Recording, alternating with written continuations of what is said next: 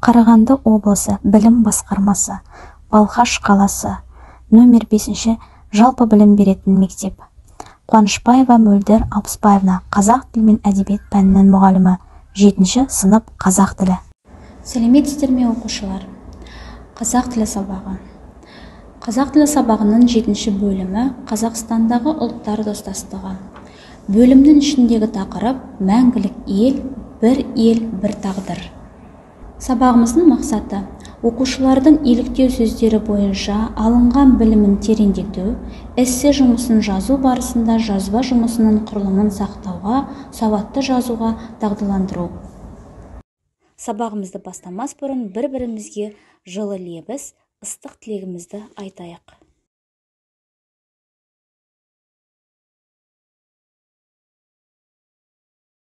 Жаңа сабағымызды бастамас бұрын өткен сабағымызды еске түсірейік.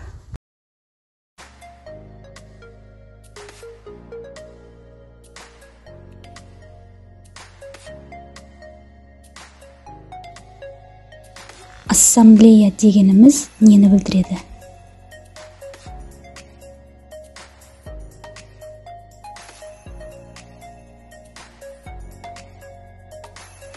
Қазақстан халқы ассамблеясы татулық пен бірлік кепілі, өйткені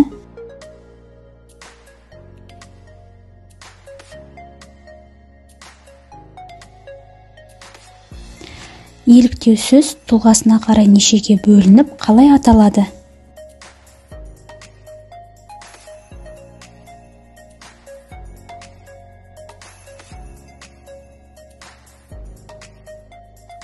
Ассамблея негізгі бағыты туралы не білесің?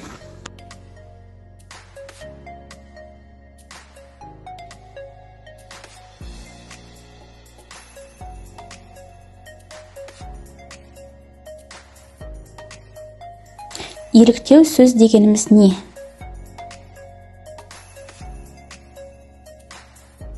Сөйлем ішінде еліктеу сөздер қалай тіркеседі?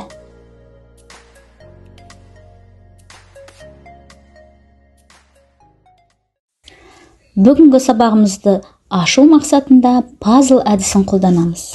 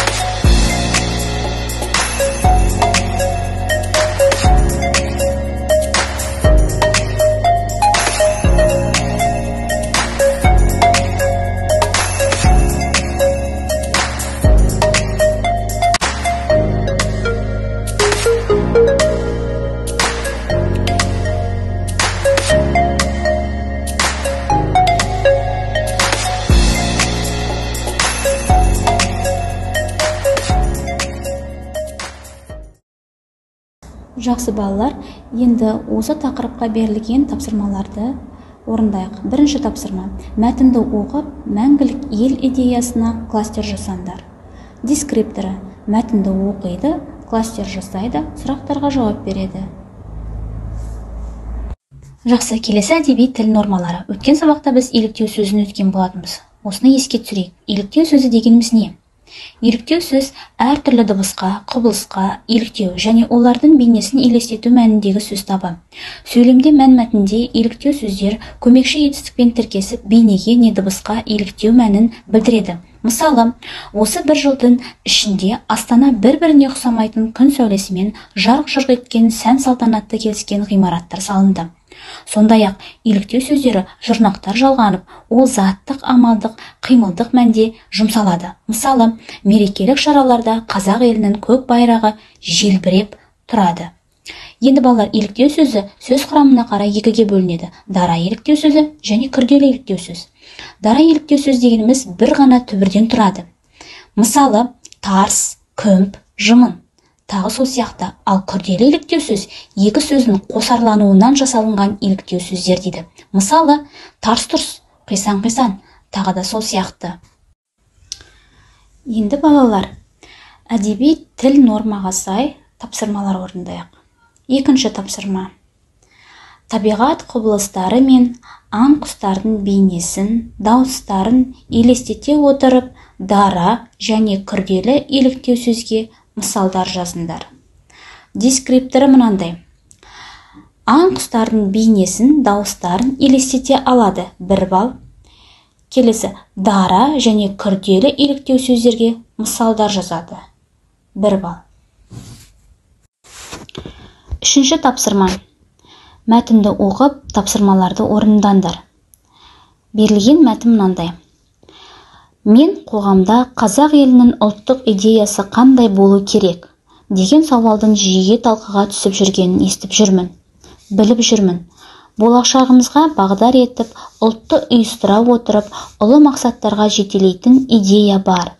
Ол мәңгілік ел идеясы. Тәуелсіздігімізбен бірге халқымыз мәңгілік мұраттарына қол жеткізді.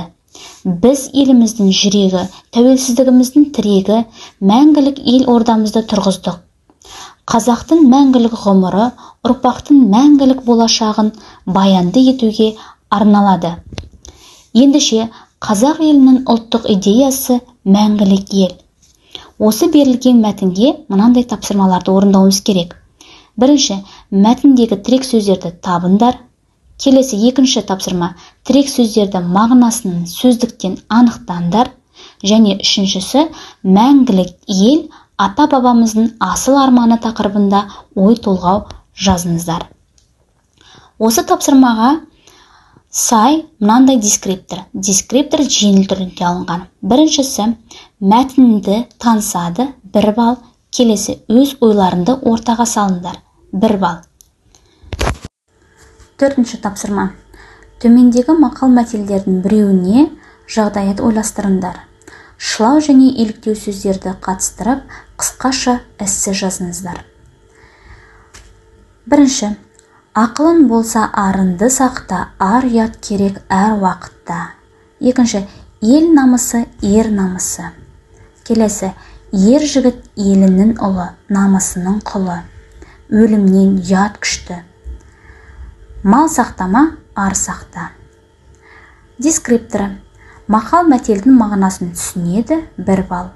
Және мақал мәтелге қарай осы біреуін таңдап эссе жазыңыздар, 1 балл. Сергіту сәтіне кезек берейік. Жасырынған әріптердің ішінен тақырыпқа сай сөздерді табыңдар.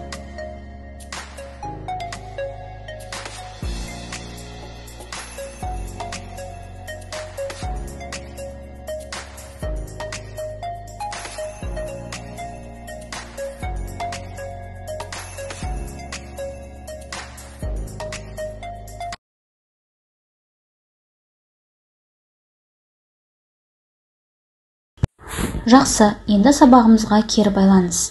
Балалар, бүгінгі сабақ қызықты болды ма? Қай тапсырма қиындық туғызды сіздерге? Қай тапсырма жеңіл болды? Енді сіздердің мұғалімге ұсыныс және тілектеріңізді жаза кетсеңіздер. Бағалау. Сабағымызға жақсы қатысқан, белсенді қатысқан оқушыларды бағалаймыз. Үйге тапсырма. Оқулығымыздың 105-ші беті, 5-ші тапсырма. Берілген сөздер мен сөз тіркестерін пайдаланып, өз ойларыңды эссе түрінде жазыңдар. Иліктеу сөздерді орынды қолданыңыздар. Осымен балалар, бүгінгі біздің сабағымыз аяқталды. Сау болыңыздар.